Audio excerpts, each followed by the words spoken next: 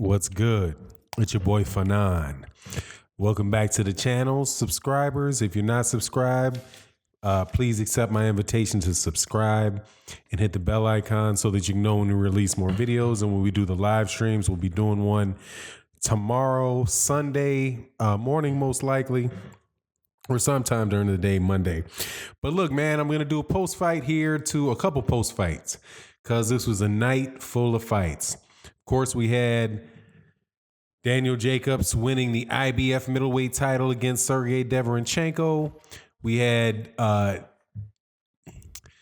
Regis Prograis beat Terry Flanagan in his first round fight for the World Boxing Super Series, and also another good fight that happened today. That was really, man, I think it's the only call that I got wrong today of the major fights that took place was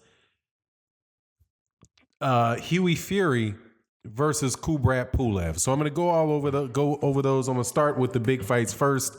And first talk about Daniel Jacobs and Sergey Dvalinchenko. It's pretty much how I saw the fight going. I did a breakdown video ahead of time, so you can just put that in the column of turned out like I thought it would turn out.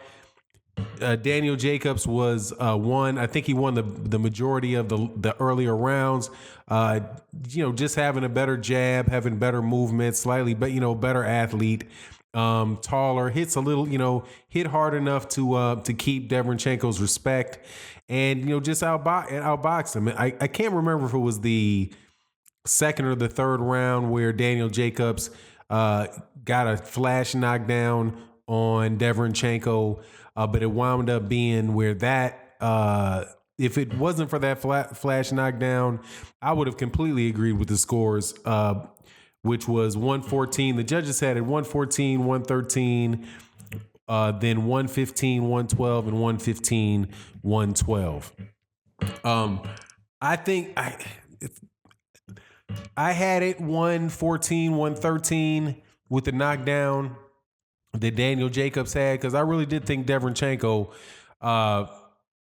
fought better in the last six rounds. And it really did make the fight a lot closer. But I'm telling you, man, this was a fight that was on HBO. And although I streamed it, but I listened to the commentary from HBO. And, it was just, once again, man, if they're going to go out there, they're going to leave the sport doing what they've been doing for a while, which is falling in love with one fighter and calling a very, very one-sided fight. I thought that fight was closer than it was. But at the end of the day, man, it was the right decision. I agree with Harold Letterman and who he had winning the fight. I agreed with the judges and who he had winning the fight, and that was Daniel Jacobs. But as far as moving forward for Daniel Jacobs, I really think that he's a good fight man, a very good fighter. Man, he can really switch some stuff up. He really switches up pretty well, man. I mean, he can fight for a guy that was that tall, fighting a shorter fighter. He fought very well on the outside. He is just, he can just do a little bit of everything, man. I really do like his jab. I like his straight right hand. I like how he can switch I like when he switches just every once in a while from orthodox to southpaw. And I think he's a very good fighter, man. I think he's I think he has the ability to beat anybody at 160 pounds. Now, I don't think that he would beat everybody at 160 pounds.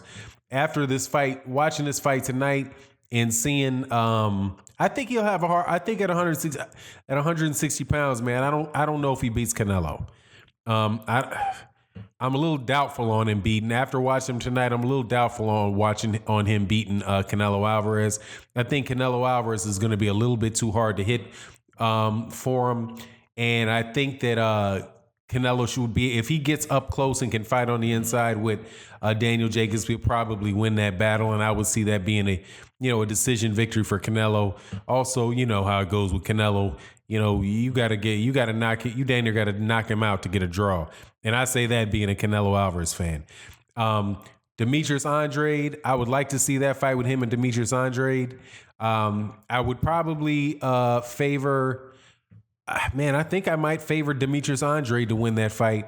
As far as the Charlo, Jamal Charlo, and I'm be very interested to see what he looks like, what Jamal looks like with Willie Monroe, how that fight turns out. But right now, man, I favor Jamal Charlo, but I would say that Daniel Jacobs is a very live underdog.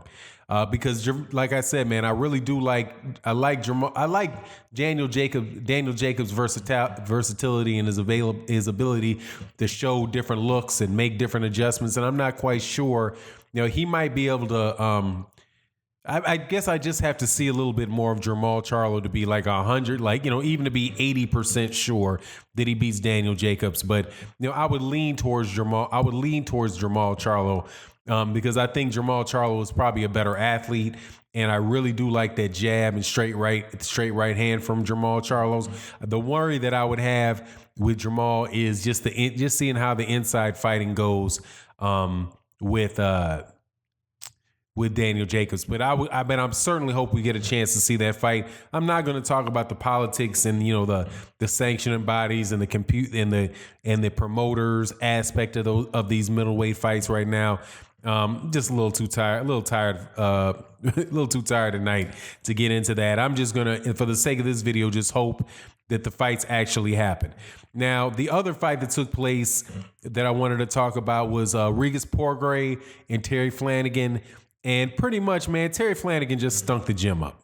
I mean, I was watching both fights at the same time. I was streaming the Terry Flanagan. I was streaming the Regis Prograis fight at the same time I was streaming the HBO fight.